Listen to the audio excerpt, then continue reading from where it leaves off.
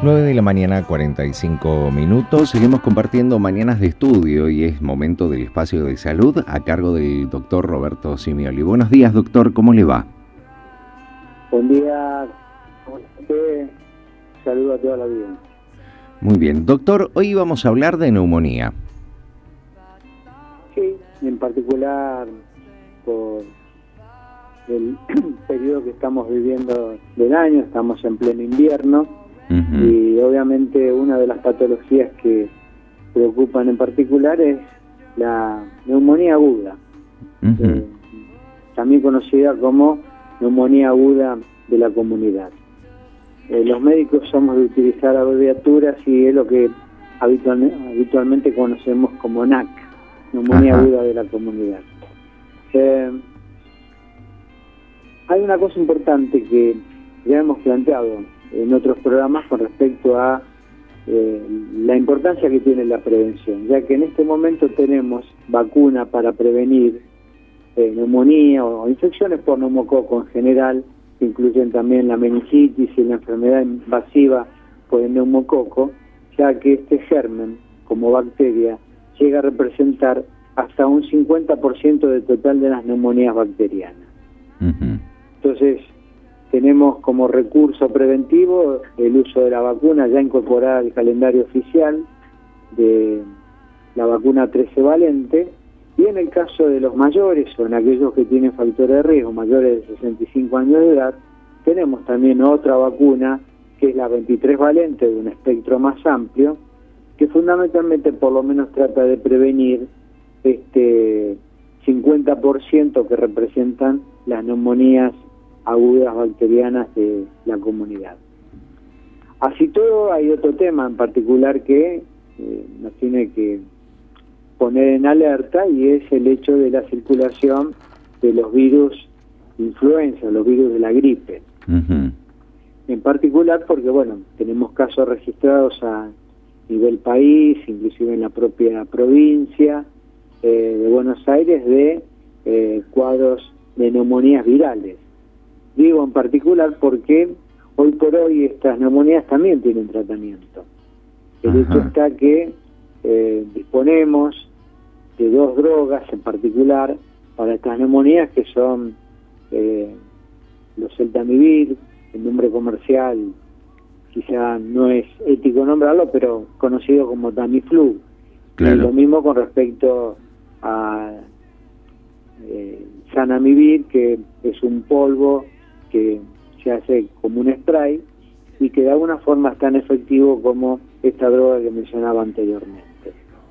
Hay otros gérmenes también que nos ocupan en particular dentro de las bacterias y que corresponden más que nada a las neumonías atípicas primarias, como por ejemplo el micoplasma, las clamidias, que esto en particular se ve sobre todo en los adultos jóvenes y en general en las personas en edad económicamente activa.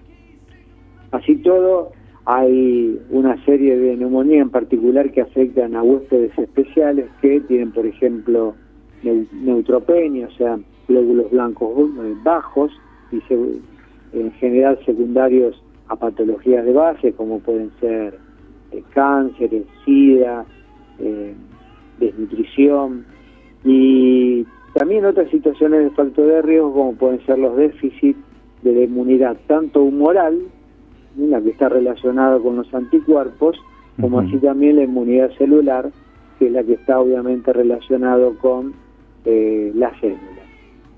Y estos en particular en general hacen neumonías mucho más graves, inclusive neumonías con la capacidad de producir abscesos y necrosis, o sea, colecciones de pus y destrucción del pulmón. Porque la neumonía aguda de la comunidad en particular, lo que habitualmente uno encuentra desde el punto de vista imagenológico cuando uno hace una radiografía de tórax, es en particular una condensación, lo que habitualmente la gente llama mancha en el pulmón. En cambio, las neumonías atípicas primarias, que eran el otro grupo que también nombraban, en general son más de tipo, la patología que uno puede alcanzar a visualizar en la radiografía, es más de tipo difusa, es más una intersticiopatía, o sea, no llega a producir una consolidación como produce la propia neumonía bacteriana. Así que acá ya tenemos una primera gran división, que es la neumonía producida por bacterias, que generalmente dan condensación, y aquellas que dan imágenes más que nada de tipo difuso, que son las neumonías típicas primarias. Y ni que decir con respecto a lo que decía antes, con respecto a la inmunidad a los pacientes con inmunodepresión. Así que obviamente hay que estar muy atentos, sabemos que tenemos armas para defendernos y que además el paciente no solamente es pasible de recibir antibióticos, sino que se decide, ya que el 80% de estas neumonías de la comunidad, por suerte, son de manejo ambulatorio, un 20% necesitan internación, y dentro de ese 20%, hasta un 25% pueden llegar a necesitar cuidados intensivos.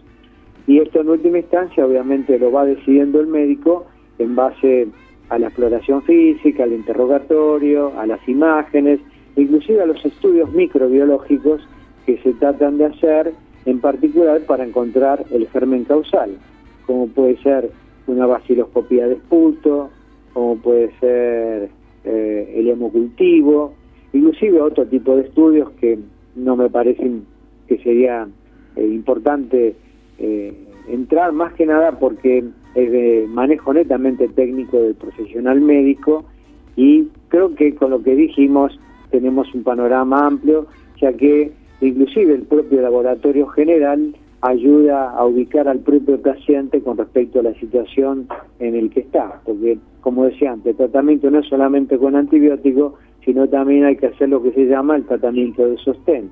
Eso implica que tenga una buena hidratación, que tenga una buena oxigenación, y obviamente también para esto hay estudios de laboratorio. Doctor, ¿cuáles son los los signos y síntomas que uno debe tener cuidado en esta época como para acercarse al médico, ¿no?, en cuanto a la neumonía? Una pregunta muy atinada, más que nada porque en general la tríada que suelen presentar aquellas personas que presentan neumonía, fundamentalmente fiebre por arriba de los 38 grados centígrados, tos, que puede ser seca o productiva, y fundamentalmente agitación, dificultad respiratoria, es lo que se conoce como taquipnea, respirar más rápido. Y dentro de esta sintomatología que usted bien pregunta, en general nos preocupamos cuando en un adulto, por ejemplo, hay una frecuencia respiratoria por arriba de 30 respiraciones por minuto, cosa que no es así en los más chicos, porque por ejemplo un menor de 6 meses en general está en una insuficiencia respiratoria importante, así como dijimos por arriba de 30 en el caso de un adulto, sería por arriba de 70 para hablar de una insuficiencia respiratoria aguda grave en el caso de un lactante, sobre todo en los primeros 6 meses de vida.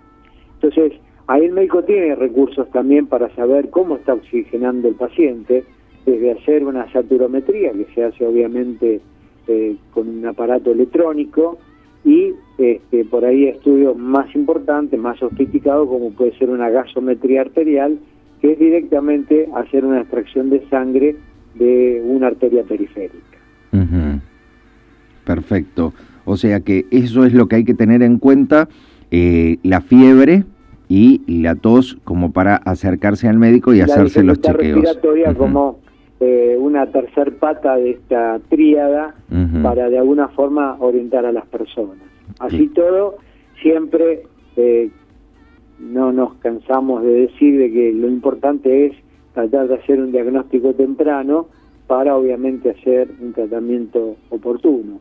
Sí. Y obviamente un tratamiento oportuno implica para el propio paciente una recuperación rápida y evitar por ahí complicaciones, como puede ser en el caso de una neumonía. Antes habíamos hablado de abscesos pulmonares, compromiso de la pleura, desde un derrame hasta un empiema, que es una colección de pus en el propio, en la propia cavidad pleural, y esto obviamente ya cambia no solamente el diagnóstico, sino también el accionar, porque ahí seguramente hay que recurrir a la cirugía para obviamente tratar de evacuar ese pus que se acumula en la pleura, que obviamente es la membrana protectora que cubre a los dos pulmones. Claro, exactamente.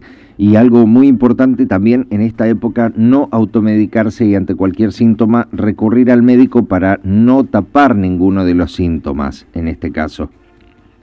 Sí, usted de alguna forma apunta a algo muy importante y es tratar de evitar lo que se llama la autoprescripción, la automedicación. Que mucha gente por ahí toma antibióticos muy conocidos y con eso cree que resuelve el problema, cuando por ahí está tomando antibióticos innecesariamente, inclusive seleccionando por ahí flora indígena, que es la propia que tenemos dentro de nuestras propias mucosas, como puede ser la nariz, la boca, en el propio intestino, y por ahí, si esto es una neumonía producida, por ejemplo, por la gripe, y estamos dando un antibiótico, por ahí es más el desbalance que producimos en la propia flora que el propio beneficio que le podemos dar al paciente. Se puede dar el propio paciente, ¿no? Hablando de la automedicación en particular.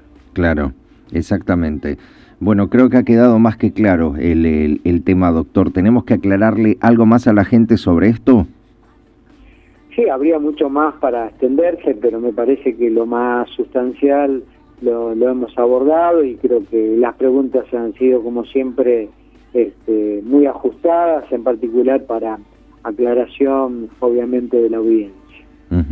Bueno, ¿cuál sería el tema que vamos a tratar la próxima semana? Así ya le vamos adelantando a la gente. La semana que viene, siempre siguiendo con la patología respiratoria, y esta vez por ahí apuntando en particular a los más chicos, vamos a hablar de lo que se llama síndrome bronquial obstructivo. Lo que como cuadro más importante tiene, sobre todo en los menores de 2 años, es la bronquiolitis, el síndrome bronquiolítico, y en particular en los chicos más grandes, entre 2 y 5 años, lo que se llama habitualmente bronquitis espasmódica, que en muchos casos inclusive ya nos empieza a orientar hacia un cuadro de asma. Así que vamos a hablar en particular de síndrome bronquial obstructivo y en particular de bronquiolitis.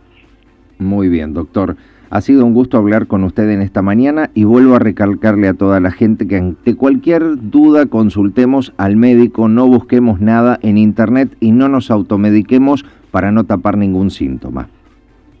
Bueno, esas 2 conclusiones me parece que ya excede lo que yo pueda decir para hacer el cierre de esta nota, así que, como siempre, agradecido a la convocatoria que me hace la radio de la universidad, y por otro lado un agradecimiento obviamente a los oyentes. Así que desde ya muchas gracias y buen día. Muchísimas gracias, ha sido usted muy claro.